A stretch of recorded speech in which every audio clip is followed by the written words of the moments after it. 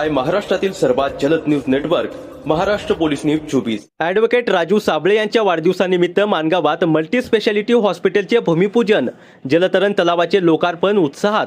माणगावमध्ये राष्ट्रवादी काँग्रेसचे कोकण संघटक तथा मुख्य प्रवक्ते, माणगाव शिक्षण प्रसारक मंडळाचे अध्यक्ष आणि ज्येष्ठ समाजसेवक ॲडव्होकेट राजू साबळे यांच्या वाढदिवसानिमित्त विविध विकास कामांचा शुभारंभ करण्यात आला। Sahyadri medical science and research foundation Raigad यांच्या माध्यमातून उभारण्यात येणाऱ्या मल्टी स्पेशालिटी हॉस्पिटलचे भूमिपूजन तसेच बीटी स्पोर्ट्स अकॅडमी आणि गेल इंडिया यांच्या संयुक्त विद्यमाने उभारलेल्या अत्याधुनिक जलतरण तलावाचे उद्घाटन खासदार यांच्या शुभहस्ते करण्यात आले। यावेळी बोलताना खासदार सुनील तटकरे यांनी ॲडव्होकेट राजू साबळे यांच्या सामाजिक उपक्रमांना संपूर्ण राजकीय पाठबळ देण्याची ग्वाही दिली। तसेच माणगाव नाट्यगृहासाठी 8 दिवसांत 5 कोटी रुपयांचा निधी, याच महिन्यात नर्सिंग कॉलेजचा शुभारंभ, फिजिओथेरपी कॉलेजसाठी आवश्यक परवानग्या आणि मल्टी स्पेशालिटी हॉस्पिटल उभारणीसाठी सर्वतोपरी सहकार्य करण्याची घोषणा केली। दिवंगत अशोक शेठ साबळे यांच्या कार्याचा गौरव करत राजू साबळे विकासाची परंपरा पुढे नेत असल्याचे त्यांनी सांगितले। मुंबई गोवा महामार्गावरील अपघातग्रस्तांसाठी हे हॉस्पिटल वरदान ठरेल, तसेच भविष्यात माणगाव जिल्हा मुख्यालय होण्याची क्षमता असल्याचेही त्यांनी नमूद केले। या कार्यक्रमास माजी आमदार संजय कदम, नगराध्यक्ष शर्मिला सुर्वे, सभापती विलास शिंदे, उपनगराध्यक्ष रिया उभारे, शिवसेना जिल्हा प्रमुख प्रमोद घोसाळकर, राष्ट्रवादी काँग्रेसचे कार्यकर्ते Deepak Jadhav, Chandrashekhar Khanvilkar, Chandrashekhar Deshmukh, Narendra Gaikwad, doctor Gautam Raut, doctor Babasaheb Patankar, advocate Vinod Ghayal, Nitin Bamugade, Nikita Sable यांच्यासह विविध क्षेत्रातील मान्यवर आणि हजारो नागरिक मोठ्या संख्येने उपस्थित होते।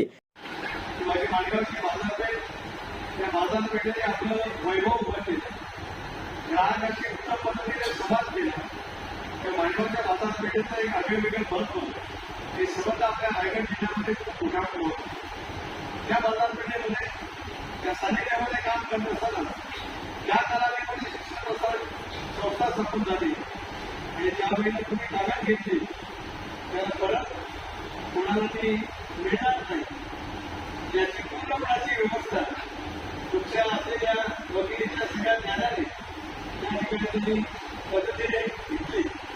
पण ताब्यात घेतली त्याच्यापेक्षा ताब्यात घेतल्यानंतर ज्या कारणासाठी शैक्षणिक संस्था परिसरामध्ये स्थापन झाली त्याचा पूर्णपणे न्याय देण्याचा प्रयत्न तुमच्या नेतृत्वाखाली तुम्ही केला, याबद्दल मोठेपणाने अभिनंदन या ठिकाणी केले।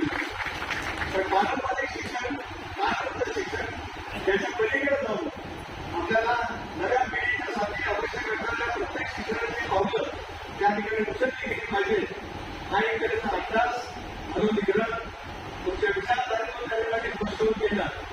विस्तारने शाळा आपल्याला पाहायला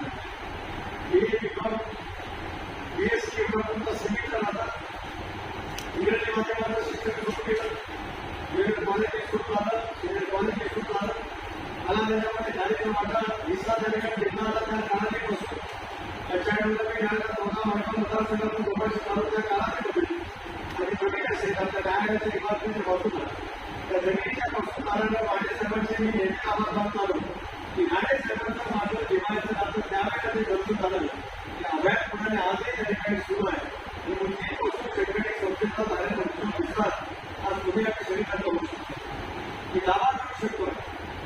रायगड तालुक्याचा परिसर हा रायगड जिल्ह्याचा एक भाग जरी असला तर तो सिडकोच्या अखत्यारीमध्ये येणारा तो सगळा परिसर, तर तिकडे शिक्षणाची केंद्र उभी राहिली असतील तर ती आपोआप उभी राहिली। शिक्षण मानसिक उभी केली, काही वेळेला शिक्षण पवित्रांच्या दिलं जातं, त्याच्याही काही संस्था त्याच पद्धतीने काम करतात, काही व्यावसायिक शिक्षण संस्था उभे राहतात, त्याच्याबद्दल मला काही ठिकाणी करायची नाही हे त्या ठिकाणी परिसरात उभं राहिलं तर माझ्या मुलीला रायगड जिल्ह्यामध्ये शैक्षणिक संस्थेमध्ये शिक्षणाचा हा भाग कुठे आहे तर ते माझ्या माणगावमध्ये आहे, याचा मी अभिमान करून त्या ठिकाणी केला। त्याच्यामध्ये पण क्रीडा क्षेत्र असेल, कला क्षेत्र असेल, CBSE असेल, आदरणीय शिंदे साहेबांच्या आतोशीच्या नावाने उभं केलेलं CBSE विद्यालय त्या उद्यानाच्या निमित्ताने सुद्धा आदरणीय शिंदे साहेब आले होते, त्याच्यामध्ये राजकीय परिस्थिती असेल। महाराष्ट्र पोलीस न्यूज 24 साठी रायगड जिल्हा संपादक उत्तम तांबे।